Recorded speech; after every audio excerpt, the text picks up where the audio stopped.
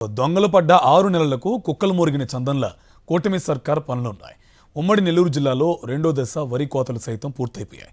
మద్దతు ధర లేకపోయినా భారీ వర్షాలకు వరి కుప్పలు ఎక్కడ మగ్గిపోతాయోనని భయపడి నష్టానికే దళారులకు పంటను తెగనమ్ముకున్నారు. ఇదంతా చోద్యం చూసిన కూటమి సర్కార్ ఇప్పుడు విడ్డూరంగా వరి కొనుగోలు కేంద్రాలు ఏర్పాటు చేస్తామంటూ కోతలు కోయటం మొదలుపెట్టింది. మరి కూటమి సర్కార్ కొత్త కథల గురించి రైతులు ఏమనుకుంటున్నారో సాక్షి గ్రౌండ్ రిపోర్ట్లో చూద్దాం. ఉమ్మడి నెల్లూరు జిల్లాలో రెండో దశ ధాన్యం వరి కోతలు కూడా పూర్తి చేసుకుని సరైనటువంటి ధరలు లేక దళారుల చేతుల్లో మోసపోయినటువంటి రైతాంగం నేడు ఆ వరి కోతను ఇటు గడ్డి మోపులుగా చుట్టేటువంటి పరిస్థితి ఉన్నటువంటి పరిస్థితుల్లో రైతు కొనుగోలు కేంద్రాలు ఏర్పాటు చేస్తామని చెప్పి కూడా ఇటు ప్రభుత్వం ప్రకటించడంపై రైతాంగం కూడా నిజంగానే హాస్యం వ్యక్తం చేస్తున్నటువంటి పరిస్థితి కనబడుతుంది. ఉమ్మడి నెల్లూరు జిల్లా వ్యాప్తంగా 70% ప్రజలు వ్యవసాయ రంగంపైనే ఆధారపడి ఉన్నారు. ఇందులో 60% వరి సాగు చేస్తారు. మొలగులుకులు, నెల్లూరు మసూరా, జీలకర్ర మసూరా, MTU 1010 వంటి వరి రకాలను ఎక్కువగా పండిస్తారు. జిల్లాలో వర్షాల పరిస్థితిని బట్టి ఏడాదికి 2 పంటలను మాత్రమే సాగు చేస్తారు. సాగునీరు పుష్కలంగా అందే మండలాల్లో 3వ పంటను కూడా వేస్తారు. ఖరీఫ్ సీజన్లో మొదటి పంటగా 1.50 లక్షల ఎకరాల్లో వరిని సాగు చేస్తారు. రెండో పంటగా రబీలో వరిని దాదాపు 5 లక్షల ఎకరాలలో రైతులు పండిస్తారు. జిల్లాలో వ్యవసాయ పరిస్థితులు ఇవి. జిల్లా వ్యాప్తంగా ఈ ఏడాది రెండో దశలో దాదాపు 3.5 లక్షల ఎకరాలలో KNM 1010 రకాలను రైతులు సాగు చేశారు. ఈ పంట సెప్టెంబర్ మొదటికే కోతకు వచ్చేసింది. మార్కెట్లో గిట్టుబాటు ధర లేదు. ప్రభుత్వం మద్దతు ధర ప్రకటించలేదు.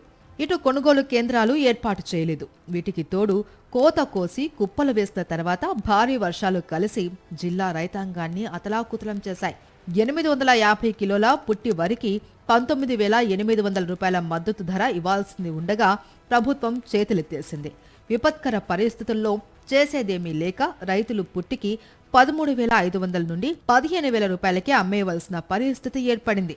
సెప్టెంబర్ 20వ తేదీ కల్లా జిల్లాలోని దాదాపు 98% రైతులు తమ పంటను ఇదే ధరకు అమ్మేశారు. ఈ దఫా వరి రైతులు ప్రభుత్వ నిర్లక్ష్యం, మౌనం కారణంగా ఉమ్మడి జిల్లా వ్యాప్తంగా పుట్టికి 5,000 నుండి 8,000 వరకు నష్టం చవిచూస్తూ 200 కోట్లకు పైగా నష్టపోయారు. వరి కోతకు రాక మునిపే ధాన్యం కొనుగోలు కేంద్రాలు ఏర్పాటు చేయాలి అని కోరుతూ కలెక్టరేట్ ఎదుట రైతులు, కౌలు రైతులు ధర్నా చేశారు. అప్పుడు కనీసం స్పందించని కూటమి సర్కార్ ఇప్పుడు రైతుల నష్టానికి ధాన్యం అమ్మేసిన తరువాత కొనుగోలు కేంద్రాలు ఏర్పాటు చేస్తామంటూ ఆర్భాటంగా ప్రకటనలు చేయడం మొదలుపెట్టింది. దీంతో కూటమిపై తీవ్ర స్థాయిలో మండిపడుతున్నారు రైతన్నలు. ఇటు మద్దతు ధర కావలసినటువంటి రోజుల్లో తోడుగా నిలవనటువంటి ప్రభుత్వం దళారుల చేతుల్లో మోసపోయిన తర్వాత కొనుగోలు కేంద్రాలను ఏర్పాటు చేయడం వల్ల తమకు ఒరిగేది ఏంటంటూ కూడా ప్రశ్నిస్తున్నటువంటి రైతాంగం మనతో పాటు ఉన్నారు. అసలు అన్న ఏంటి ప్రధానంగా మీ గ్రామానికి సంబంధించి కావచ్చు, ఈ నియోజకవర్గానికి సంబంధించి కావచ్చు, ఎన్ని రోజుల నుంచి కూడా ఈ రెండో దశ వరి కోతలు కోయడం జరిగింది? అదేవిధంగా ధాన్యం ఏమైనా కొనుగోలు కేంద్రాలు అమ్మడానికి మిగిలి ఉందా, అమ్మేశారా? 98% ధాన్యం మిల్లర్లకు వెళ్ళిపోయాయి. ఇప్పుడు కేంద్రాలు పెట్టాలంటున్నారు. మ్యాక్సిమం ఉండే 2% మాత్రమే. గత ప్రభుత్వంలో మన జగన్ హయాంలో 24,350 రూపాయలు ఇదే గ్రామంలో అమ్మాము. ఈరోజు 15,000 నుంచి 1,400 రూపాయలకి అమ్మడం జరిగింది. కేవలం 2% మాత్రమే కోతలు ఉన్నాయి. నేనేదో ఎవరు కొట్టారండి, మేము కేంద్రాలు పెట్టాము. ఎవరి కోసం పెట్టారు మీరు? 300 ఎకరాలు వేసారండి వీరంపల్లి గ్రామ పంచాయతీ మీద. సుమారుగా ఇంకా దాన్ని బట్టి ఒక 15 లక్షలు నుంచి 20 లక్షల దాకా నష్టపోయింది ఒక వీరంపల్లి గ్రామ పంచాయతీలో. అండి ఇప్పుడు మామూలుగా రెండో పంటకి ధాన్యం వేశారు. వాళ్ళు 14,200, 14,300, 14,400 లెక్కన అమ్మి ఒక్క ఎకరానికి వచ్చి 8,000 నుంచి 9,000 దాకా నష్టపోయామండి మేము రైతులవి. మాకు 8 ఎకరాలు వ్యవసాయం ఉంది. దాంట్లో ఒక ఎకరానికి వచ్చి 30,000 రూపాయలు నష్టపోయామండి. అది ఈ ప్రభుత్వం చేసిన న్యాయం మాకు అదండి. కనీసం ముందాకు సాగాల్సింది కానీ ₹1 అయితే మేము ₹1 కూడా మిగలేస్తారు. మాకు కౌలు చేసినాడంటే ₹1 కూడా మిగల. అందువల్ల మేము ఇక వ్యవసాయం చేయడం మానుకోవాలని ఒక నిర్ణయానికి వచ్చాం సార్. ఏం చేస్తాం? 400 డబ్బులు కడతా బస్తా వేస్తాడు. అప్పుడు నీ మాట ఇక్కడ ఇల్లు అని చెప్పడా? ఒక ముఖ్యమంత్రి స్థాయిలో మాట చెప్తే పిల్లలు భయపడాల అంగట అతను అంటే నీ మాట ఇల్లు లేదు. ఈరోజు కూడా ఈరే చాలా కొరత ఉంది. బస్తా 400 రూపాయలు అండి. అది చెప్పాడు. అమ్మితే అంటే వేస్ట్ మాటలు. నెల్లూరు జిల్లాలో వరి పండించే రైతులు కనీస మద్దతు ధర లేకపోవడం, కొనుగోలు కేంద్రాలు ఏర్పాటు చేయకపోవడం వల్లే తీవ్రంగా నష్టపోయారు అని ఆగ్రహం వ్యక్తం చేశారు వ్యవసాయ శాఖ మాజీ మంత్రి కాకాని గోవర్ధన్ రెడ్డి. 98% పంట దళారులకు నష్టాల్లో అమ్ముకున్న తర్వాత కొనుగోలు కేంద్రాల ఏర్పాటు ప్రకటన ఎవరి లబ్ధి కోసమంటూ ఆయన ప్రశ్నించారు. ఇప్పుడు ప్రభుత్వం ధాన్యం కొనుగోలు కేంద్రాలు ఏర్పాటు చేస్తామని చెప్పి ప్రకటించింది. ఇది ఎంత హాస్యాస్పదము.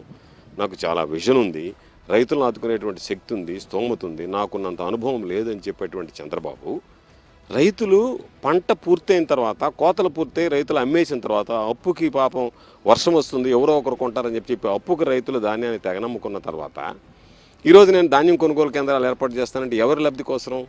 ఈరోజు మరలా వ్యాపారస్తులు, రైస్ మిల్లర్లు వీళ్ళందరూ రంగప్రవేశం చేస్తారు. రంగప్రవేశం చేసి రైతుల దగ్గర పాస్బుక్లు తీసుకుని ధాన్యం కొనుగోలు కేంద్రాలు మీరు ఏర్పాటు చేస్తే కనీస మద్దతు ధరకి వీళ్ళ దగ్గర కొనుక్కున్నటువంటి 13,000 కొని దాదాపుగా 20,000 రూపాయలకి ఇప్పుడు అమ్ముకునేటువంటి పరిస్థితి. గతంలో వైఎస్ జగన్ ప్రభుత్వం ఉన్నప్పుడు ఇన్పుట్ సబ్సిడీ నుంచి క్రాప్ ఇన్సూరెన్స్ వరకు అన్నీ ఉండేవని, ఇప్పుడు అవేమీ లేవు అంటూ ఆవేదన వ్యక్తం చేస్తున్నారు రైతులు.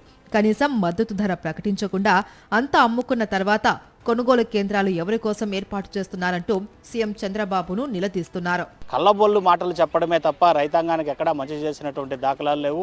ప్రధానంగా నేడు ఏర్పాటు చేయబోతున్నటువంటి కొనుగోలు కేంద్రాలకు సంబంధించి తమకు ఏమాత్రం ఉపయోగకరం లేదు. అది కూడా దళారులు, అదేవిధంగా తమ వద్ద ఇప్పటికే కొనుగోలు చేసినటువంటి వ్యక్తులకి ఆదాయము చేకూర్చడం కోసం మాత్రమే హుటాహుటిన ఈ కొనుగోలు కేంద్రాలను వరి కోతలు అయిపోయిన తరువాత ఏర్పాటు చేయడం పైన రైతులు ఒకంత ఆగ్రహం వ్యక్తం చేస్తూనే రానున్నటువంటి రోజుల్లో ఈ ప్రభుత్వం యొక్క పాలనలో ఖచ్చితంగా తమకు న్యాయం జరగబోదు అని నిర్ణయించుకొని క్రాప్ హాలిడే తీసుకొని ఉన్నట్లు కూడా తాము చాలా స్పష్టంగా సాక్షి మీడియాతో చెప్తున్నటువంటి పరిస్థితి మాత్రం నెల్లూరు జిల్లా సర్వేపల్లి నియోజకవర్గంలో కనబడుతుంది.